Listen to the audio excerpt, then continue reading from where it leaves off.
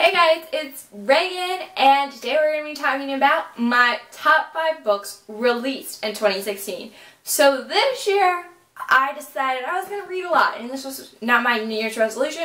It was actually after Labor Day. So for the last half of the year, I've been reading a lot.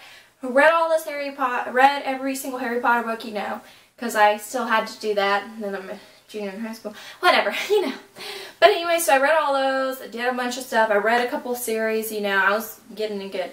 So, through reading a lot, I've discovered a lot of good new releases this year. So, let's get started. My 5th favorite book of 2016 is Empire of Storms, which it's really good.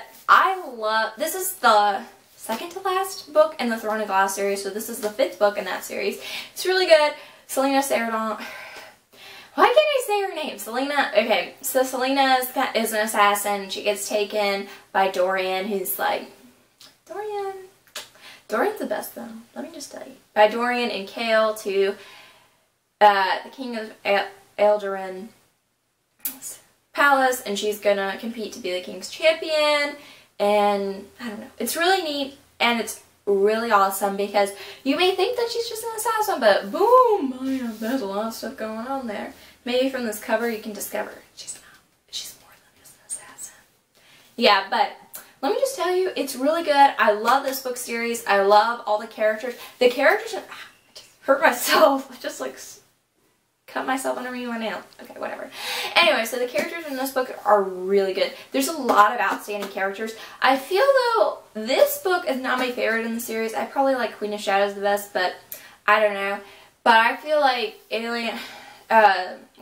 Selena or whatever, I feel like the lead character, which is Selena, she's just not as strong in this book, and that's kind of part of the story, But I just really love all the supporting characters in this book, and it's so good. So I really encourage you guys to read the Throne of Glass series, and this book is a beast. Like, this is Bible page thin, so it's like crazy. But it's so good. So, read the Throne of Glass. My next book is Magnus Chase and the Gods of Asgard by Reagan.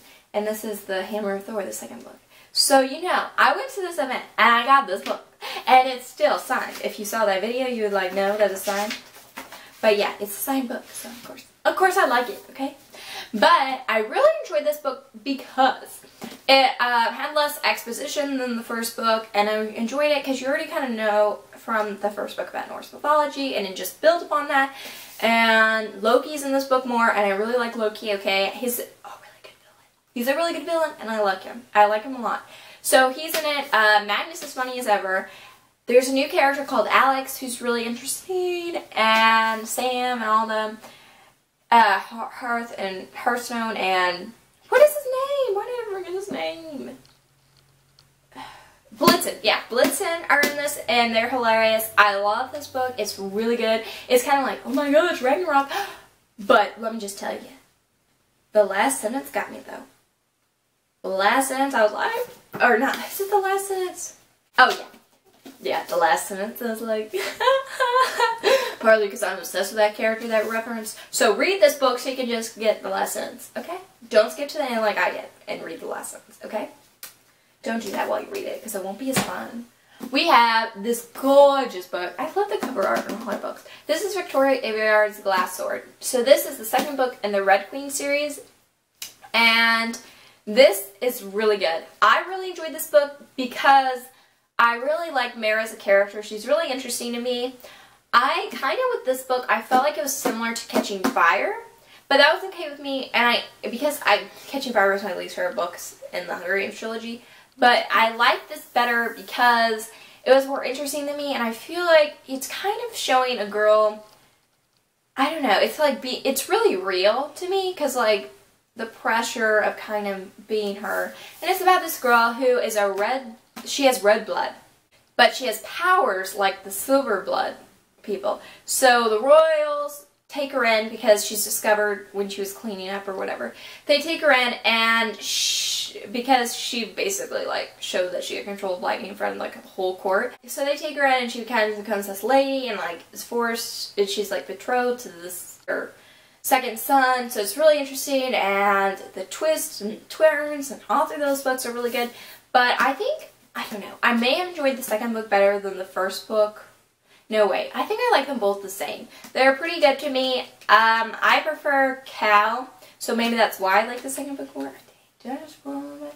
Whatever. Anyway, so that's maybe why I like the second book better. Cal is the oldest brother. He's the heir, I guess, and he has control of the fire, so does his brother Maven.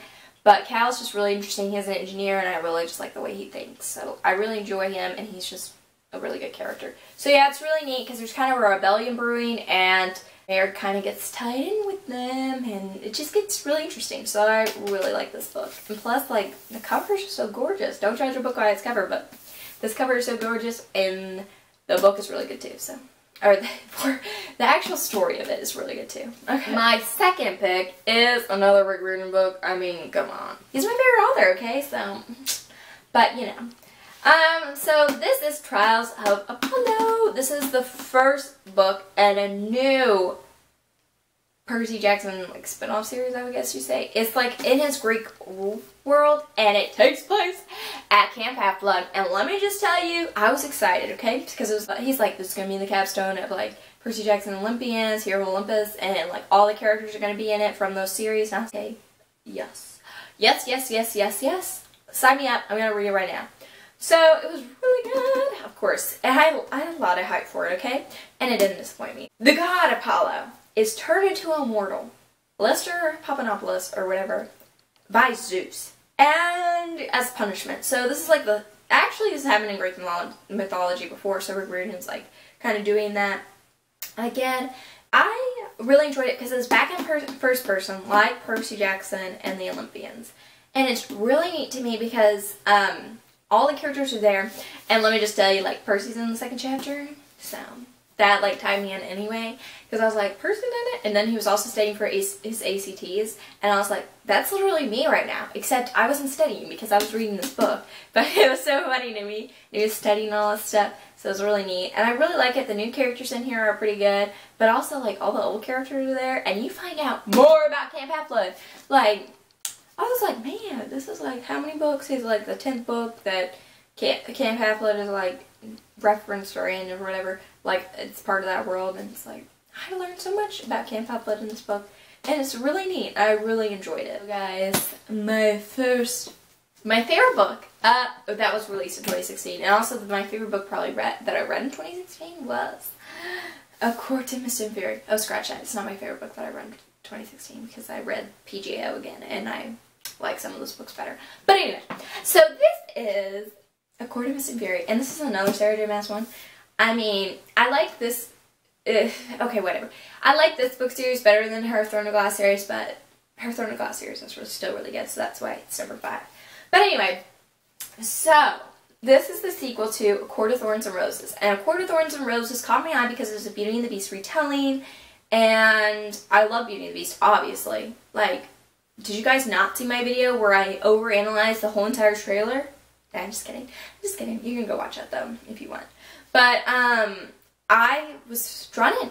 And so then I read it, and it was about Feyre, and she is, like, taken into this world of the Fae. And the Fae are, like, they are powerful beings who control courts. They have the night court, the day court, the spring court. They have the autumn court. They, you know, you get it. They have a lot of courts, which are neat. I just really enjoy Feyre, and Rhysand's in it, and let me just tell you, Rhysand is the best. He's the High Lord of the Night Court. I'm trying not to spoil the first book with this book, but I'm just telling you that this book is so much better than the first book. I mean, the first book is good, but this one is so good.